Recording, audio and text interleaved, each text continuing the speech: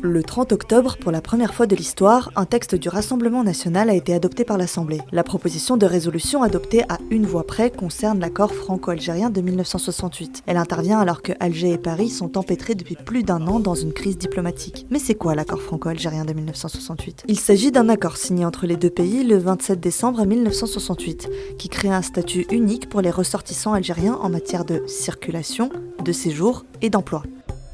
C'est un régime d'immigration favorable pour les Algériens qui n'ont pas besoin de visa spécifique pour rester plus de 3 mois dans l'Hexagone et accèdent plus rapidement que les autres étrangers au titre de séjour pour 10 ans, y compris dans le cadre du regroupement familial.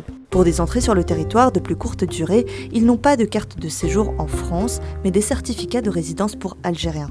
En revanche, puisque leur statut est régi par ce seul accord, ils ne peuvent pas prétendre aux titres créés récemment, comme le passeport talent ou la carte étudiant programme de mobilité.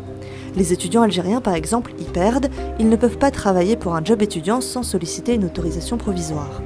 Ce texte, qui relève du droit international, prime donc sur le droit français et écarte les Algériens du droit commun en matière d'immigration. L'accord a été signé 6 ans après la fin de la guerre d'Algérie, au moment où la France a besoin de bras pour soutenir son économie. À l'époque, il encadrait la libre circulation, car jusque-là, comme avant l'indépendance où l'Algérie était constituée de départements français, tout Algérien muni d'une carte d'identité en règle pouvait se rendre en France.